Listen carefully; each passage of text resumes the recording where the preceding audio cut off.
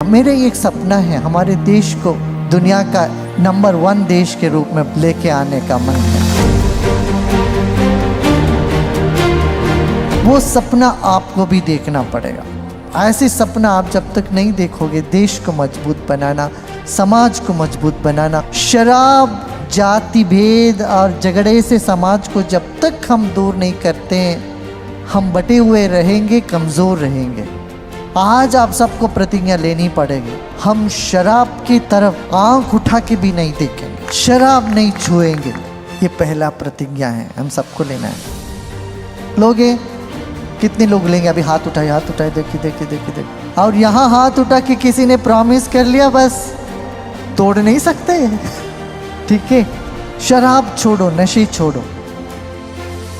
ये सबसे पहला प्रतिज्ञा। देश बर्बाद हो रहा है इसी वजह से। और दूसरी बात, एक हिंसा विहीन समाज की कल्पना में करनी। तनाव विहीन, हिंसा विहीन समाज। जो भी हमारे भाई बहन इस तरह से हिंसा के प्रवृत्ति में लगे हुए हैं, उनको प्यार से खींच के ले आओ। उनका मन परिवर्तन करने की चेष्टा हम लोग करेंगे। हो जाते हैं, हमारा प्रयत्न होना चाहिए इस दिशा पे। कहीं तो घाव होगा दिल में, कहीं चोट होगी, उसका मलहम पट्टी लगाओ। देखो व्यक्ति कितना खूबसूरत है भीतर से, ये ज़रूरी है।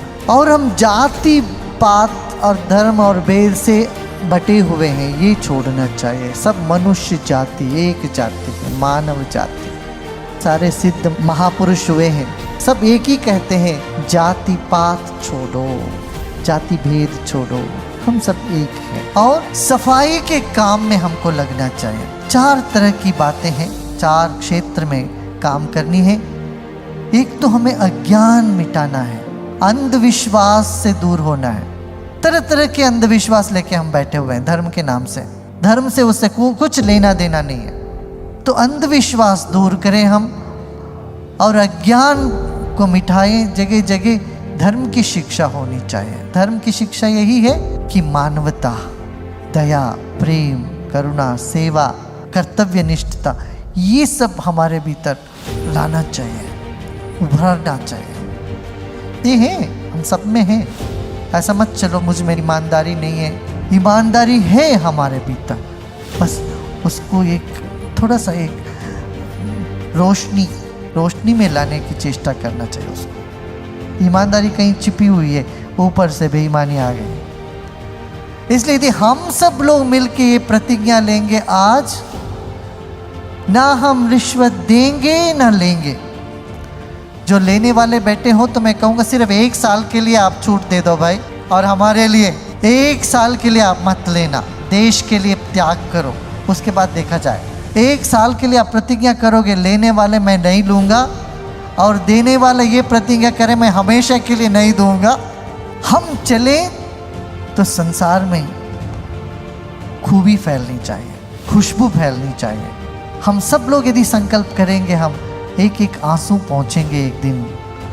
इस देश में कोई खारा आंसू नहीं नजर आएगा, सिर्फ मीठी आंसू और भक्ति की आंसू पूरे हिंदुस्तान में होने लगे। फिर अन्याय के विरोध में खड़े हो जाना चाहिए। जहाँ पर भी जुल्म होता है, अन्याय होता है, तो हमें हिम्मत होनी चाहिए। हम अन्याय बर्दाश्त नहीं करेंगे। इस देश में सहनशीलता के नाम से हम बर्दाश्त करते जाते हैं अत्याचार को, ये नहीं होना चाहिए।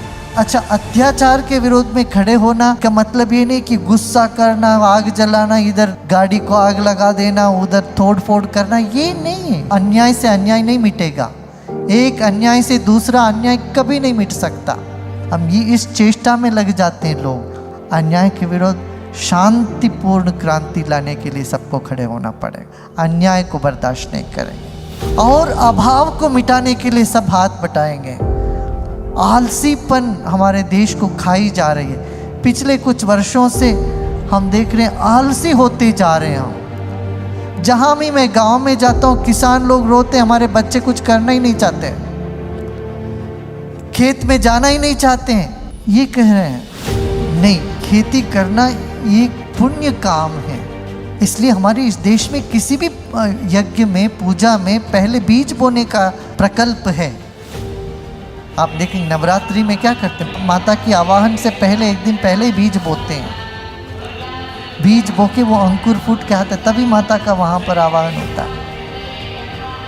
इसी तरह से किसी भी यज्ञ हो, पूजा हो, बीज वापन कर्मकांड का पहला अंग है।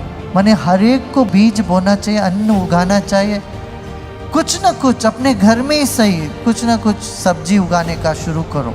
एक एक घर में थोड़ा थोड़ा सा भी हम करेंगे, कुछ उगाना शुरू करते हैं, समृद्धि ला पाएंगे हम देश में, घर में। फिर शुचित्व लाना चाहिए, शुद्धता, गंदगी नहीं होनी चाहिए। जहाँ देखो वहाँ प्लास्टिक फेंक देते हैं, कपड़ा फेंक देते हैं, कागज फेंक देते हैं, या गटर ओवरफ्लो करता रहता है और हम चलते रहते हैं जैसे कुछ भी नहीं हुआ। नहीं, घर के अंदर जैसे सफाई ऐसे घर के बाहर सफाई, और जैसे बाहर सफाई वैसे अंदर सफाई।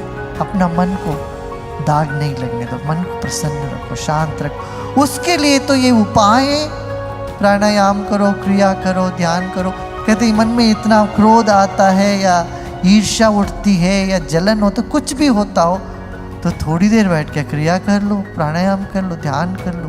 देखो कैसा चमकता हुआ चेहरा, चमकता हुआ दिल हो जाता है। आप लोग जो जो चाहते हो अपने लिए वो सब होता है कि नहीं? कितने लोगों का होता है काम? अपना काम कितने लोगों को हो जाता है? जो इच्छा करी हो मन माई, प्रभु प्रताप कछ दुर्लभ नाई। ईश्वर कहीं आसमान में नहीं, हमारे दिल में बैठा है। और दिल को साफ करेंगे तो और ईश्वरीय संकल्प शक्ति हमारे भीतर से प्रकट होने लगेगा। हम जो चाहें वो चाहने से पहले वो काम होने लगेगा। यदि कुछ नहीं होता हो तो ईश्वर का संकल्प थोड़ा टाइम लगेगा, हो ही जाएगा। वो तो देर अबेर हो ही जाएगा, सिर्फ सब्र करनी है। देखिए कुछ बीज बोते हो तो उसका अंकुर 2 दिन में आ जाता है, मगर आम का फल बोते हो तो उसका वो पेड़ बनने में, फल देने में 2-4 साल 10 साल लग जाते हैं। इस तरह से कुछ संकल्प तुरंत होने लगता है, कुछ संकल्प जब करोगे थोड़ा सब्र करो, वो होगा पूरा। आज मैं ये आश्वासन आपको देना चाहता हूँ, आपका संकल्प यदि ठीक है, कल्याण के लिए है, जनता के कल्याण के लिए, आत्म कल्याण के लिए, वो ज़रूर होगा। और गुरुजी फिर हमको क्या करना चाहिए? थोड़ी थोड़ी देर बैठ के शांत होके ध्यान करो और सेवा करो। दूसरी बात, और देश के लिए सोचो।